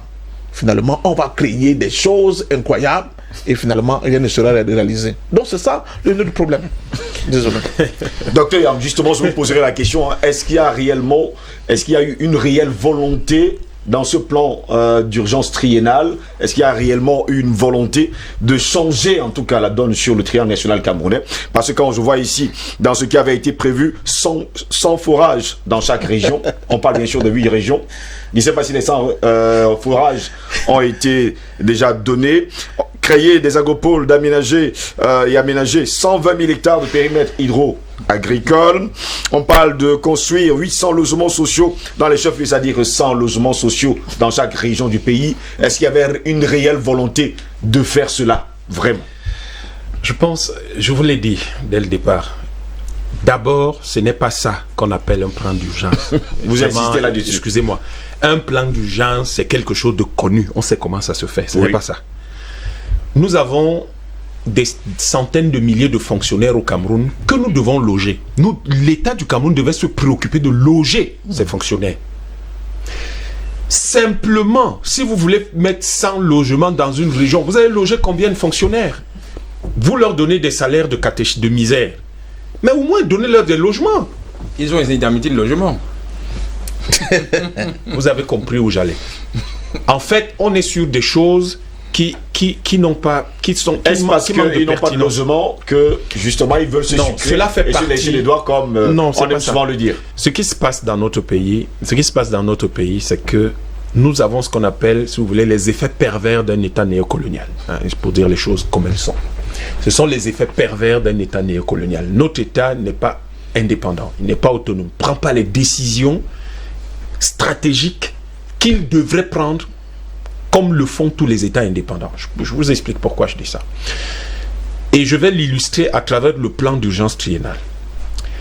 Un État sérieux ne peut pas, dans le cadre d'un plan d'urgence triennal, dire qu'il va mettre 300 millions de francs CFA pour les missions de contrôle de l'exécution du budget d'investissement public. Nom de Dieu, vous avez dans chaque région un comité qui existe, qui est censé contrôler l'exécution du budget d'investissement public. Ça existe déjà. Le financement de ces affaires est dans le budget de l'État. Et vous faites un plan d'urgence triennal dans lequel vous dites qu'il y a encore 300 millions pour aller contrôler l'exécution du budget d'investissement public. Est-ce que le plan d'urgence triennal porte sur le budget d'investissement public? Pas du tout. Le plan d'urgence triennal est le plan d'urgence triennal. Le budget d'investissement public, c'est le budget d'investissement public. Mais vous prenez de l'argent, vous allez vous endetter dans des banques pour payer les missions des gens qui ont déjà été payés dans le budget de l'État. Il y a quand même quelque chose qui ne va pas. Et l'une des justifications qu'ils ont avancées, c'était que ce plan d'urgence triennal devait permettre à l'État de passer à 6% de croissance, pendant qu'on était à environ à 4%. Je crois que les économistes ou les hommes d'affaires ou toutes les personnes impliquées dans les activités économiques sont particulièrement agacées par ces histoires de manipulation des taux de croissance. Est-ce que pour un État, le taux de croissance doit être l'objectif ultime? Mais pour un État, ce qui est l'objectif ultime, c'est que tout le monde a mangé. Le matin, tout le monde a pris le petit déjeuner. À midi, tout le monde a mangé. Le soir, tout le monde a mangé. Chacun est rentré dans une maison. Il y a l'eau, il y a l'électricité. C'est ça les objectifs d'un État, ce n'est pas le taux de croissance. Est-ce que si vous faites 20% de taux de croissance et que c'est porté par le fait qu'on fait un investissement à Kribi, qu'on construit un port qui n'a pas de route qui va y mener, qu'on est en train de construire des palais, est-ce que c'est ça qui est important? Si l'État du Cameroun voulait ou veut encore faire un plan d'urgence, on sait comment on fait ça. Quand je vous parlais tout à l'heure d'un bureau de projet, c'est que ce bureau de projet, je vous ai dit, rend compte au chef de l'État. Son rôle n'est pas d'évaluer les projets, c'est pas ça un bureau de projet. Il n'est pas là pour... Il met en cohérence. Il gère la communication. Il s'assure que les approvisionnements sont faits de manière correcte. Il évalue et gère les risques liés à l'exécution de tous ces projets, de tout ce plan. Il s'assure que ce sont les bonnes ressources humaines qui sont impliquées dans ce plan. Il veille à ce que le contenu soit cohérent, non seulement entre lui, c'est-à-dire que entre ces différents éléments de ce plan-là, entre les différents éléments de ce plan, mais cohérent avec le budget même de l'État et avec l'environnement économique national et sous-régional et international. Ensuite, il s'assure que les délais sont précis, respectés. Ce bureau de gestion des projets s'assure qu'il y a un certain nombre de leçons apprises qui vont être consignées et qui aideront par la suite dans le cadre de la gestion et du déploiement de l'État. Si vous dites que vous voulez faire de l'adduction d'eau, vous avez une entreprise publique qui existe qui fait ça, non? C'est pas ses métiers, c'est pas ses missions. Pourquoi vous mettez ça dans le plan d'urgence triennal? Vous avez un ministère qui s'en occupe, non? Par contre, ce que vous pouvez mettre dans le plan d'urgence triennal, c'est de dire Kamwata doit donner de l'eau aux Camerounais. Le ministère de l'eau est censé coordonner tout cela. Mais il nous manque quelque chose. Une usine ou des usines qui produisent les équipements dont nous avons besoin. Ça va dans le plan d'urgence. Parce que vous avez construit une usine, cette usine-là va devenir rentable, elle va rapporter des impôts et des taxes, verser des impôts et des taxes et des droits de douane à l'État, et cette usine-là va recruter des Camerounais, et cette usine-là va permettre que l'adduction d'eau par Kamwata soit facilitée. C'est ça qu'on appelle un plan d'urgence. Est-ce qu'un plan d'urgence, c'est une histoire? Pourquoi les gens font comme si peut-être on rêve? C'est ça le plan d'urgence. Donc derrière, vous avez des usines qui vont produire des pipelines, des boulons, toutes ces choses-là que vous n'aviez pas. C'est ça que vous mettez dans le plan d'urgence triennal. Et donc le bureau de gestion de projet va trouver toutes les parties prenantes et toutes les personnes qui peuvent être impliquées à ici parler des ingénieurs, des managers, des juristes pour le cadre et tout ce qui correspond à ça. C'est ça qu'on va mettre dans chacun de ces projets-là. Ensuite, si vous avez besoin de vous assurer que vous dites qu'il y a la composante sécurité par exemple. Mais c'est quoi cette histoire? On met dans un plan d'urgence triennal la construction de 41 postes de gendarmerie. L'armée, le ministère de la Défense n'a pas ça dans son budget. Mais c'est quoi cette affaire? Vous mettez dans un plan d'urgence triennal, c'est quoi ça? Ça nous rapporte quoi un poste de gendarmerie? Et le président dit rentabilité des projets. Un poste de gendarmerie va nous rapporter quoi? Le ministère de la Défense n'a pas ça dans son budget normal, dans son plan de déploiement normal. Mais il y a quelque chose qui ne va pas. Vous dites que vous allez construire 2 centres de formalité de création des entreprises. Vous mettez 164 millions là-dedans. C'est quoi? Ils ont besoin de quel luxe pour ça? 164 millions pour construire 2 petits bâtiments dans lesquels vont travailler 10 personnes. Ça ne doit pas faire partie du plan d'urgence triennal. Les choses qui font partie d'un plan d'urgence sont les choses qui nous rapportent de l'argent. Je vais parler clairement pour que tout le monde comprenne. C'est des choses qui nous rapportent de l'argent. C'est-à-dire que si vous décidez de créer une télévision là-dedans, elle nous rapporte de l'argent. Ce n'est pas une télévision qui va aller couvrir les meetings des gens dans les villages et qui nous rapporte rien. C'est une télévision qui nous rapporte de l'argent. C'est ça qu'on met dans un plan d'urgence triennal. Parce que ça a un effet d'entraînement. Si l'autre jour, je vous parlais de l'usine pour, par exemple, l'adduction d'eau. Vous voyez que ça a un effet d'entraînement entre les universités, les étudiants qui pourront être formés, entre les sous-traitants, entre les clients, entre le fait que on pourra, il y a même au niveau de la sous-région, les gens qui vont pouvoir, des clients que vous allez avoir, c'est ça qu'on met dans un plan d'urgence triennal. Et donc, en réalité, le fond du problème, là-dedans, c'est quoi? C'est que il dit, Ndom revient sur l'État. C'est dommage parce que on tournera, on reviendra là-dedans et on indexera toujours le président de la République parce que c'est lui le responsable élu par le peuple. Les autres ministres, les fonctionnaires, on ne les a pas élus. Et le seul type qu'on a élu, à qui on demande des comptes, c'est au président de la République. Et qu'il le veuille ou pas, on va lui demander des comptes. Et il a le devoir de rendre compte parce que quand il prend 925 milliards, là, il y en a 565 qui ont été mobilisés.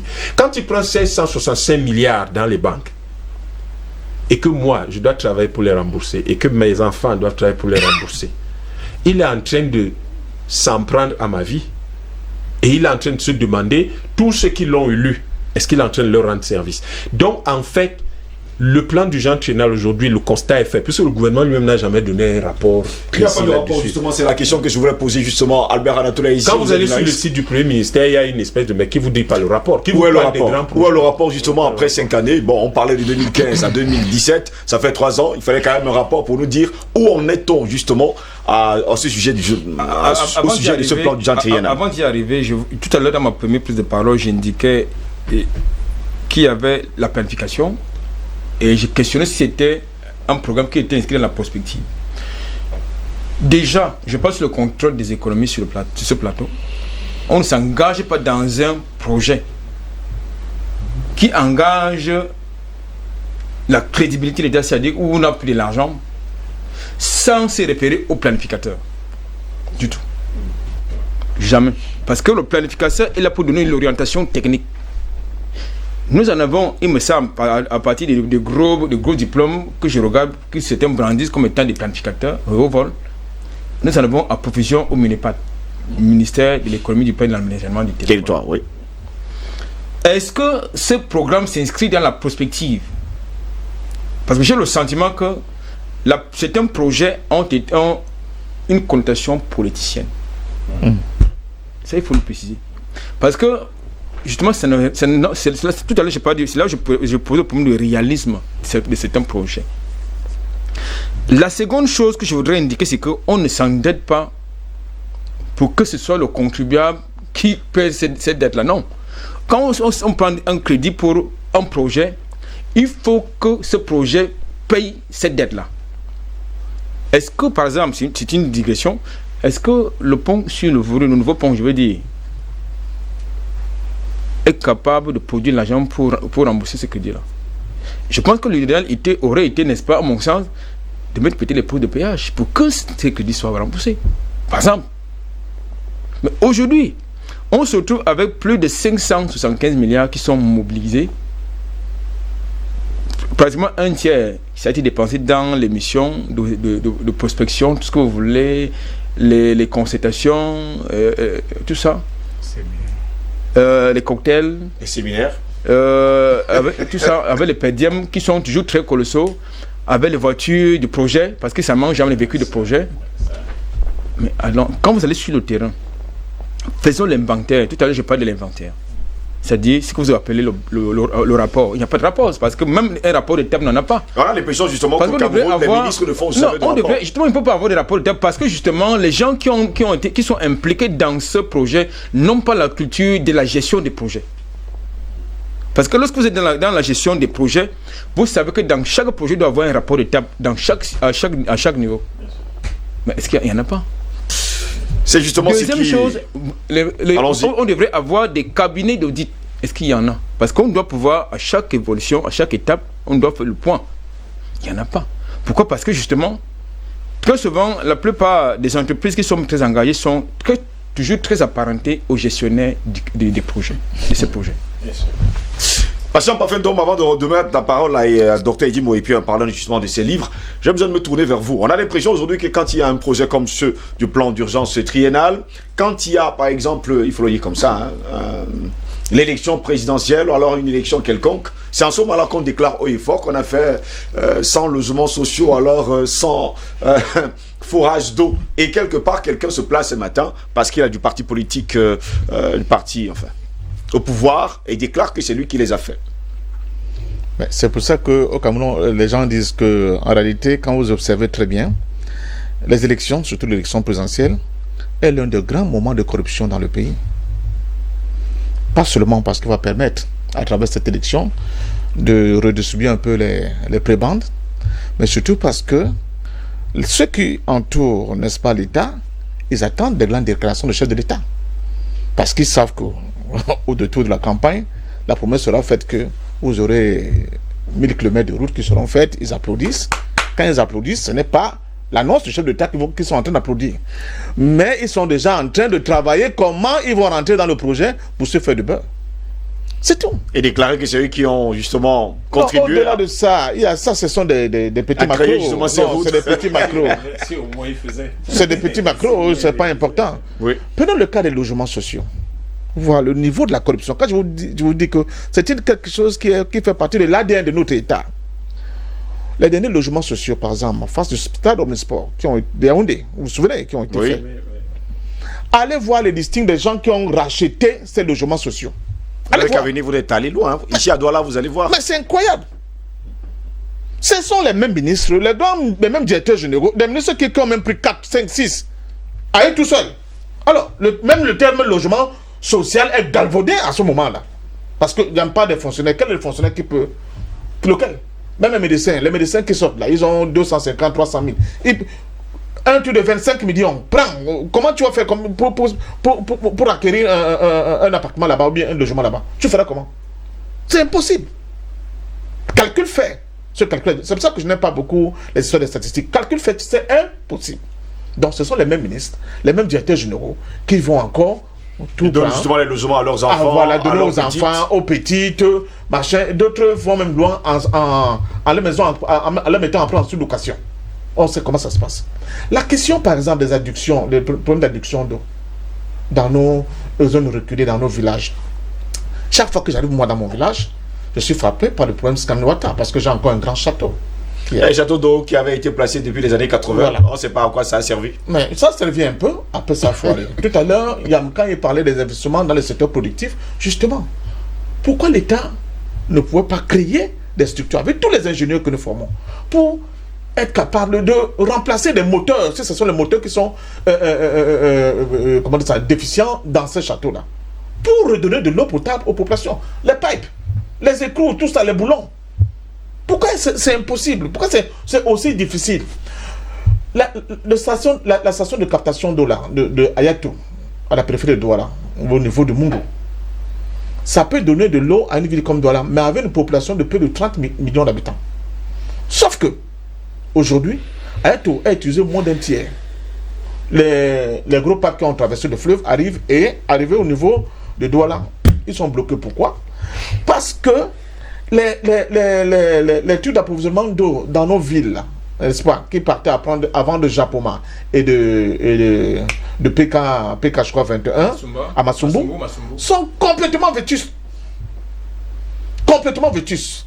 On a dit il faut taper, il faut encore demander un prêt à la Banque mondiale, je ne sais pas de combien de dizaines de milliards, bien de centaines de milliards, pour refaire tout le circuit de distribution d'eau dans la ville. Jusqu'aujourd'hui, on est bloqué. C'est ça, vous êtes en plein midi, et vous voyez un camion de Kamwata qui fait la distribution, un rationnement de l'eau potable, dans une ville comme Douala, qui est une ville qui est irriguée par des cours d'eau à ne plus en finir. Donc voilà les problèmes. Et les gens ne veulent pas aller vers des solutions définitives. Pourquoi? Parce qu'on est dans des solutions définitives qui consistent à créer une usine qui va fabriquer, n'est-ce pas, tous ces intrants-là qui rentrent dans la distribution de l'eau potable au Cameroun. Ils se coupent vraiment une branche très importante de magots qui tombent avec des faux projets à ne plus en finir. Voilà la nature de cet État. Et cet État-là, tant qu'on ne consulte pas cette nature-là, et je m'excuse pas de mon ami Yam, quand il faut dire au président Biya, le responsable c'est toi, président. C'est toi qui continue d'entretenir cette meute, n'est-ce pas, de sa profite, qui a décidé de faire des caisses de l'État leur lieu de oui, c'est ça profite. Oui, mais ce sont des véritables ça profite. Accroché à notre corps, au corps de grand corps qui constitue l'État du Cameroun et qui se sucre à ne plus en finir. Chiche de sang. Mais c'est incroyable ces gens-là. Donc c'est ça notre problème. Tant que ça va pas être réglé, on aura des très beaux discours, des très belles propositions. On peut faire ci, on peut faire ça. Mais je vous dis, Yam le sait, si vous êtes un auditeur comptable, vous avez votre cabinet, il y a un projet qui est lancé. Vous dites, vous allez au ministère des Finances, dites, moi je vais être auditeur dans ce projet parce qu'apparemment il y a une parcelle qui nous a été réservée. Vous savez comment ça se passe. Si vous ne parlez pas bien, vous n'aurez jamais le marché. C'est quoi parler bien d'ailleurs? Ah, c'est Camerounais. Les Camerounais, on se comprend très bien. On se comprend très bien. Si vous ne parlez pas bien, vous n'aurez jamais ce projet. Conséquence, on finit vous-même par vous emballer, par vous ficeler. Même si vous étiez à peu près neutre, vous allez mourir de faim. Comme il y a meurt de faim. Sinon, il faut bien parler pour être dans les bonnes grâces de monsieur le ministre qui va enfin vous concéder une petite parcelle, n'est-ce pas, de ce grand domaine qu'est l'Audi. Mais à partir de ce moment-là, vous n'avez pas votre liberté. Vous-même, vous êtes rentré dans la mafia. Voilà le cercle infernal dans lequel vous allez vous retrouver, dans lequel le pays tourne depuis des années. C'est pour cela qu'il faut une refondation en profondeur de l'État du Cameroun. Cette refondation ne concerne pas seulement les politiques, ne concerne pas seulement, on n'a pas abordé la question de France CFA, c'est un gros problème, on en a l'habitude de parler, mais cette refondation doit aussi concerner, c'est-à-dire la mentalité. Il faut une nouvelle culture de gestion des affaires de l'État. Il faut une nouvelle culture.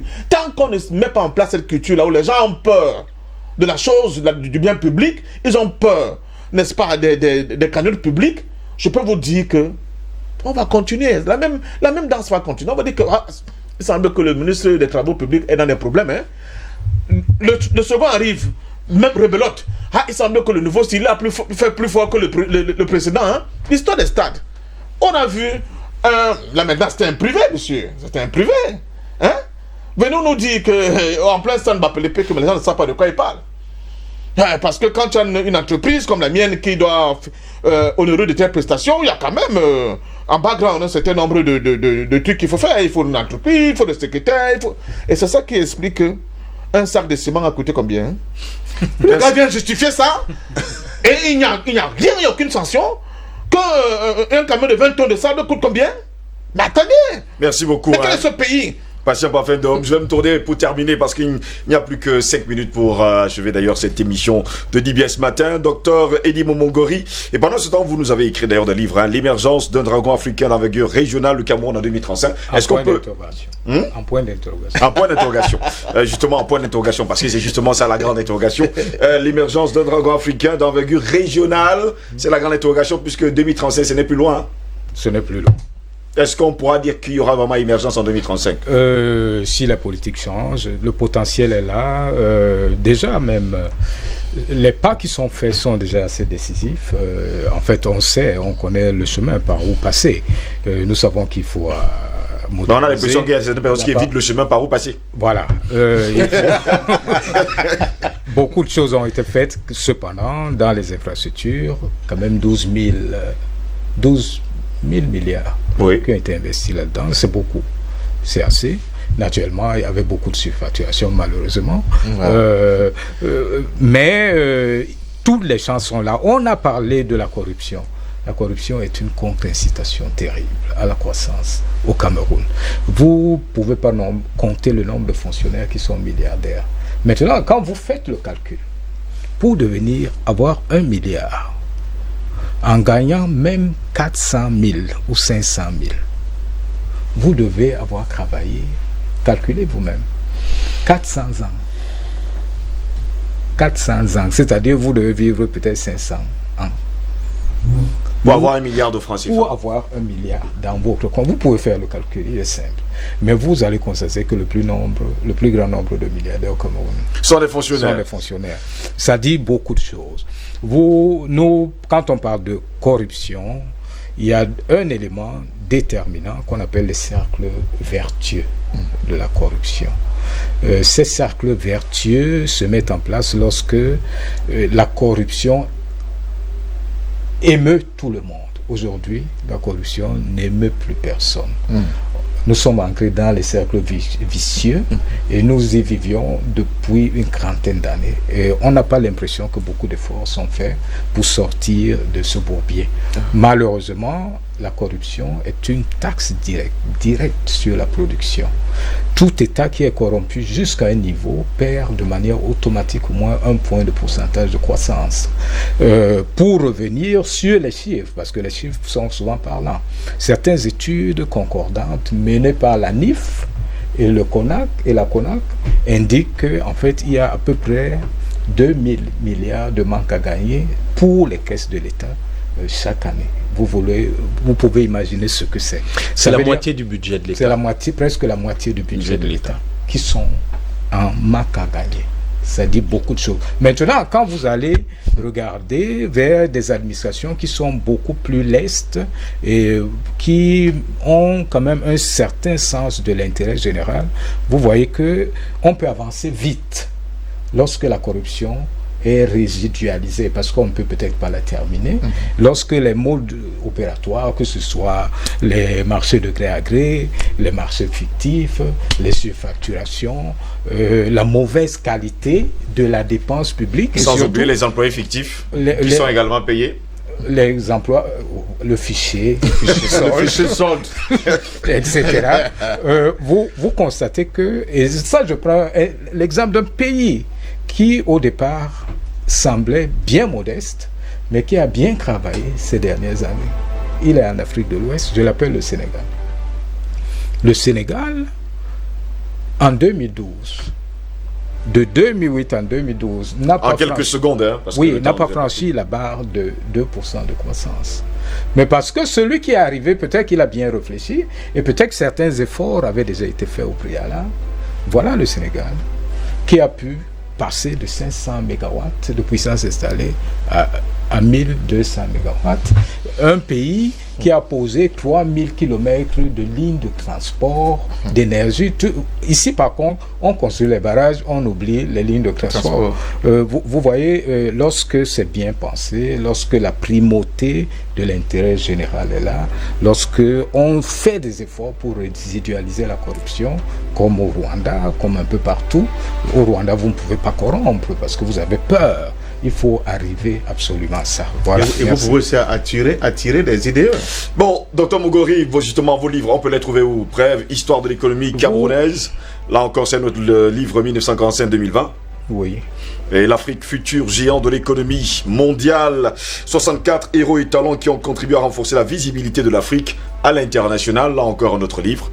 Oui, on les trouve surtout à partir du mois prochain. À partir du mois prochain. Oui, alors, c'est pas parce encore. Que là, ça, c'est des maquettes. Hein. Ah, okay. J'aimerais dire juste un mot, pardon. Vraiment, en quelques secondes. Le docteur Edimo, le problème de fond, l'un des problèmes de fond dans notre pays, c'est la question de la loi. La loi, lorsqu'on la perçoit exactement comme la synthèse, les conclusions auxquelles un peuple parvient dans le cadre des discussions qui ont cours à l'intérieur, c'est ça qu'on appelle la loi, parce que c'est ça qui définit le permis et le défendu. Tout ce que vous avez dit sur la corruption, le Cameroun, en tout cas les fonctionnaires camerounais semblent avoir conclu sur la question à travers la loi qui permet de rembourser le corps du délit. C'est-à-dire quelque chose d'inédit dans l'histoire où vous avez le droit de voler, mais si vous remboursez, on vous laisse libre. C'est une chose tellement grave sur le plan moral et éthique. On ne peut pas, avec un État qui consacre de telles choses, s'en sortir. C'est pour ça que la Constitution, en fait, cette loi institutionnalise, légalise la corruption. Merci beaucoup, docteur Yamtimba, d'avoir été là ce matin. Passez une bonne semaine. Passez un parfait don. Merci également d'avoir été là ce matin. Albert Anatola ici, merci également à vous. Docteur Edimo Mogori, merci également d'avoir été là ce matin. Madame, messieurs, c'est ici que s'achève cette autre édition de DBS Matin. N'oubliez surtout pas, faire expressément une faute pour après demander pardon, c'est comme tuer. Et surtout chercher à ressusciter.